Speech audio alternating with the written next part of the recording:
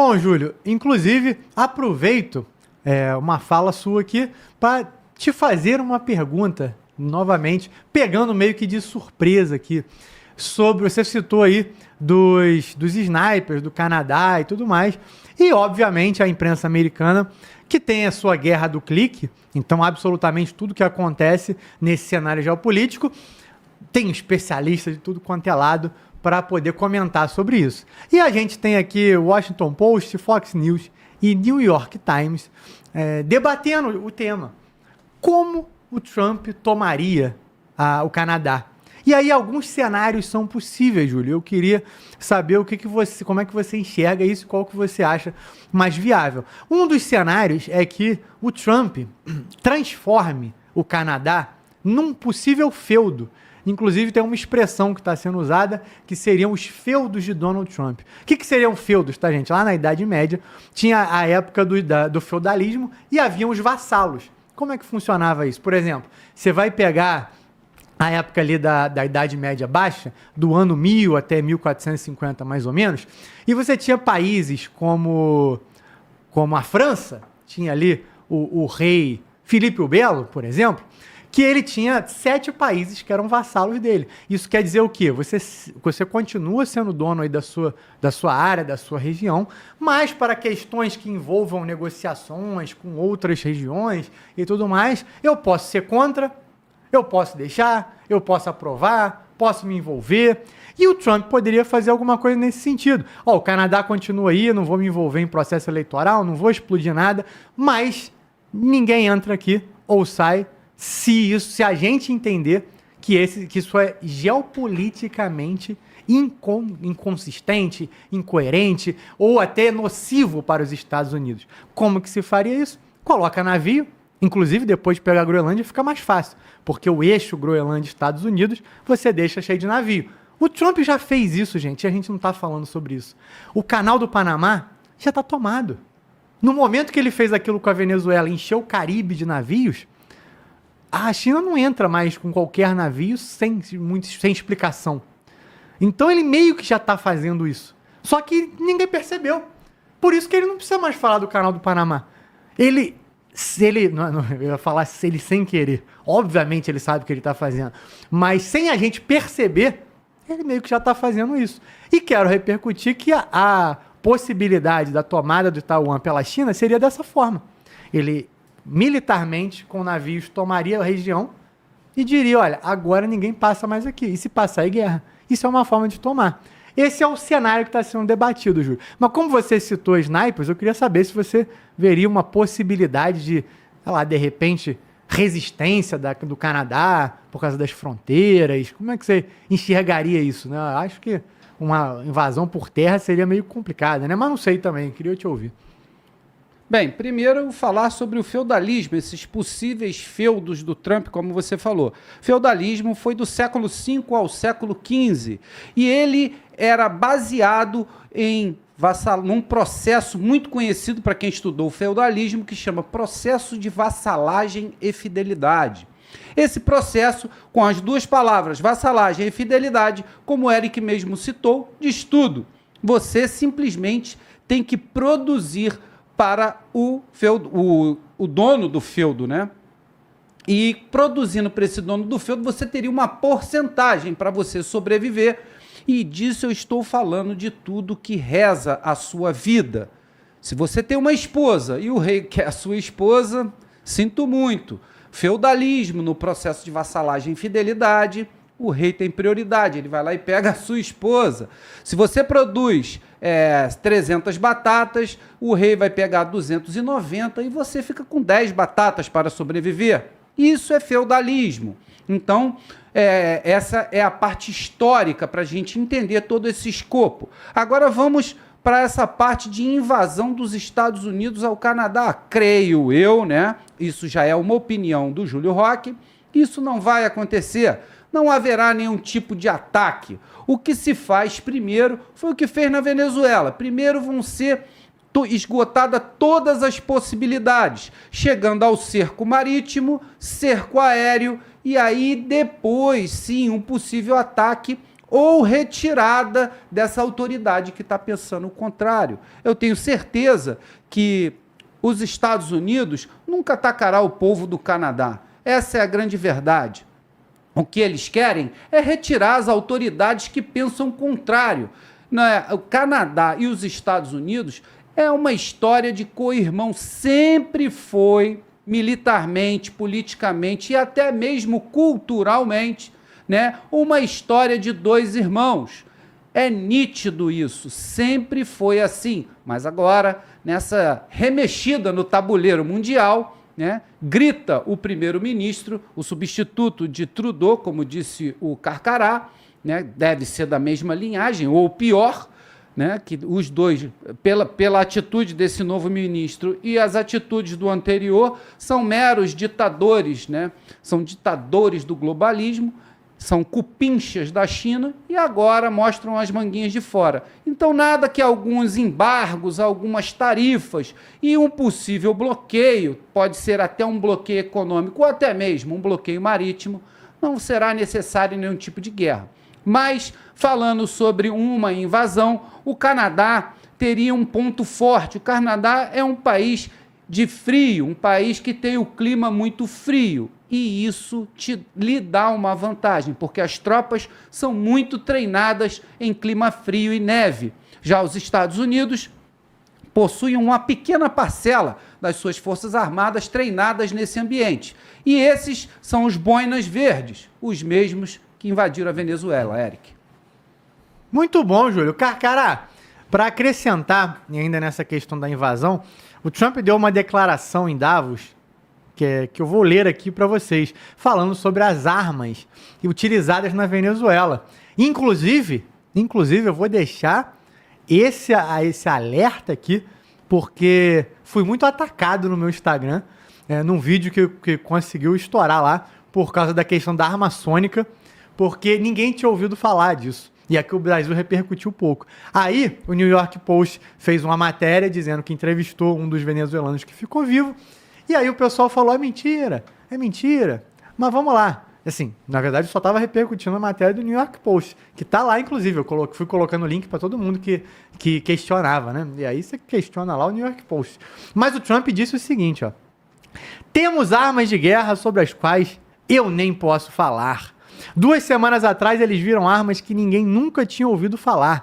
Eles não conseguiram disparar um único tiro contra nós. Eles perguntaram o que tinha acontecido. Ficaram perplexos.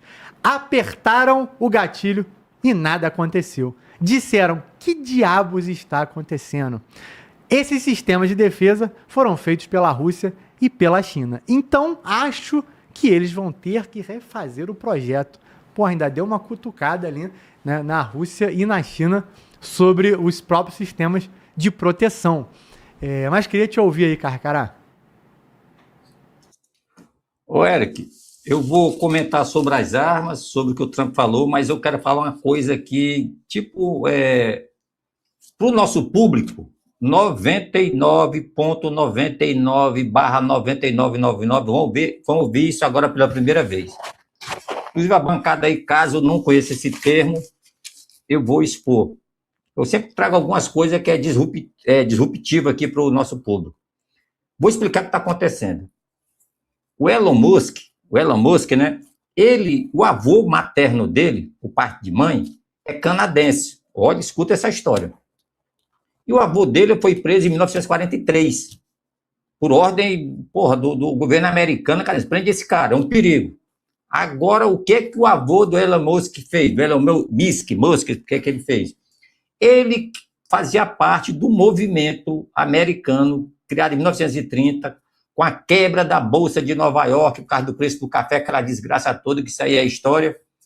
E ele criou um termo chamado tecnato americano. Anotem aí, tecnato americano. O que era o tecnato americano?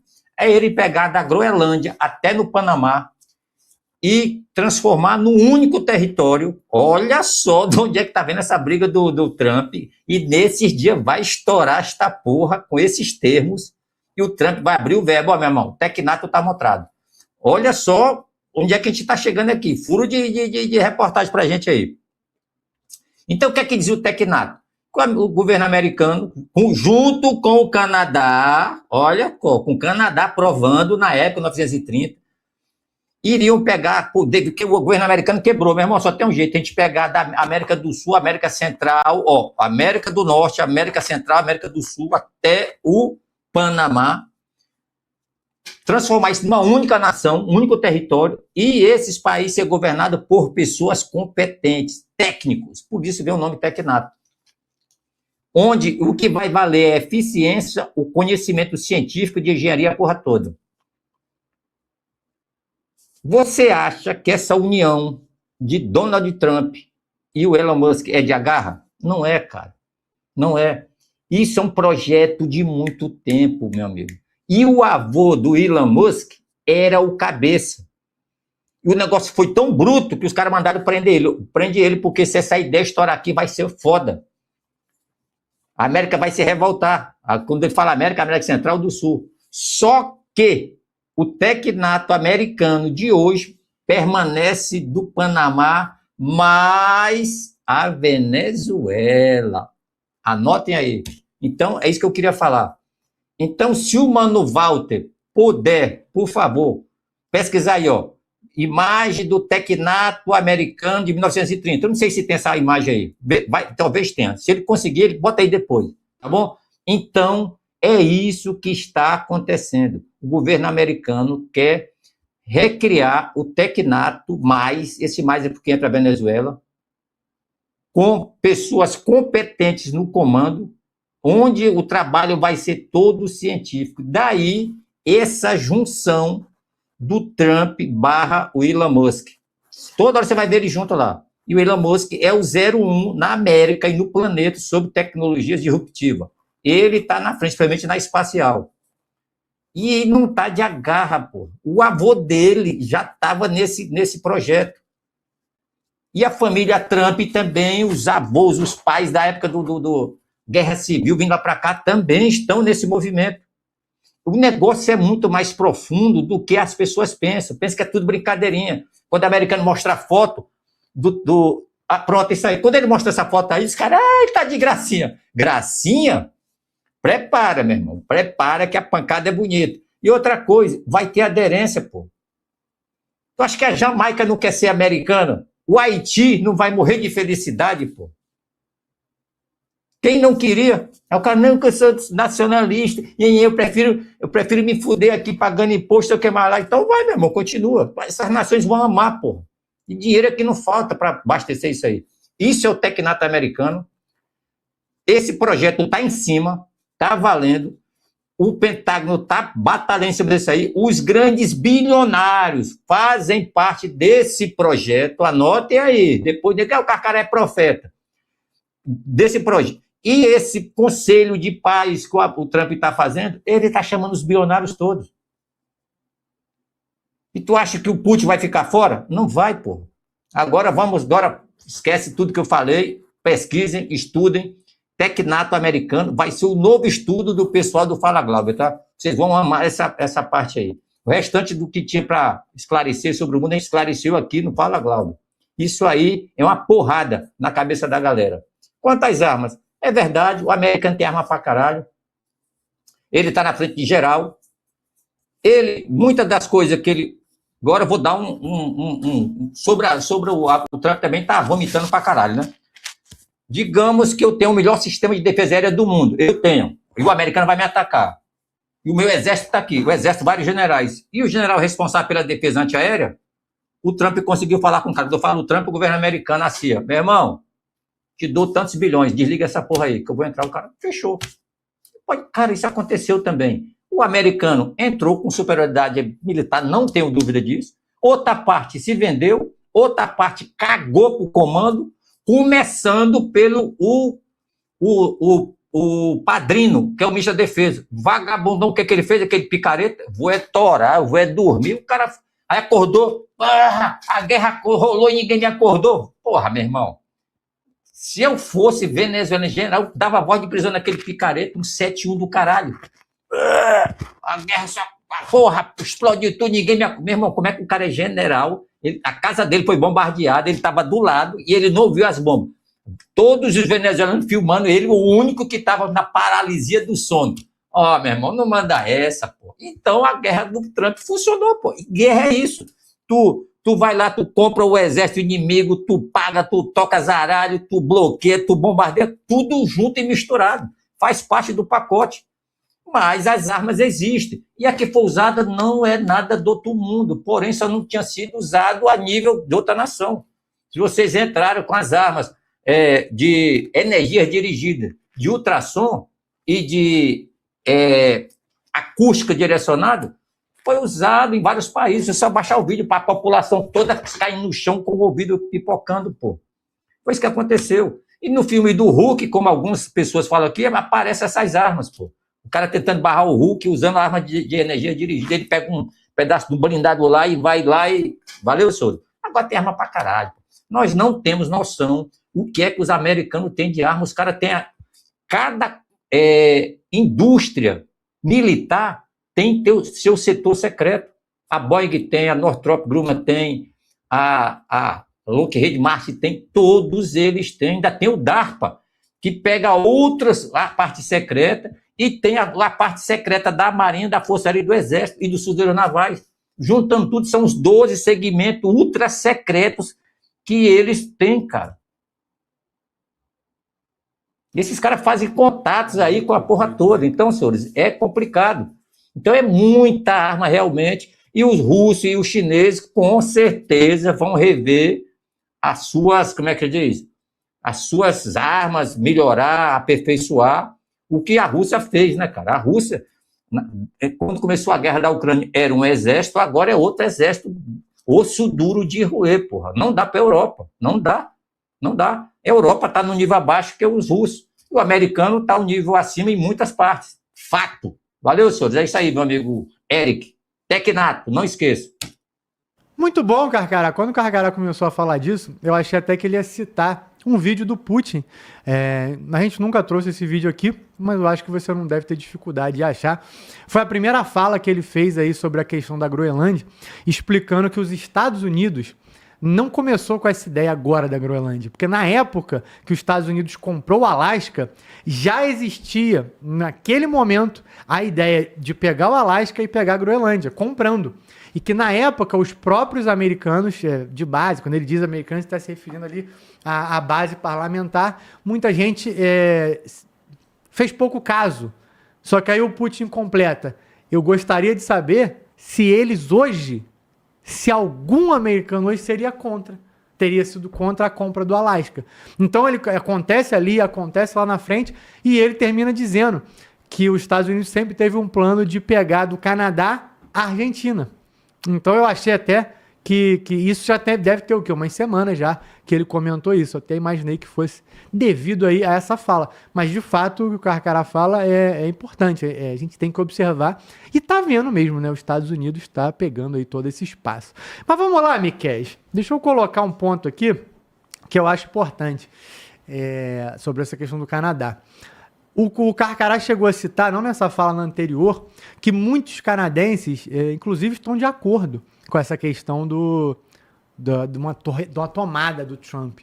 O Carcará se refere aí a uma pesquisa que teve no ano passado, quando o Trump falou disso lá pela primeira vez, tem praticamente início aí do ano passado, talvez fevereiro ou março, que teve uma pesquisa no Canadá e muitas pessoas, principalmente pessoas com 55 mais, né, com idade de 55 a mais, que não concorda com o Trudeau, não concorda com o que veio ali depois, com os parlamentares, com os caminhos que o Canadá está tomando.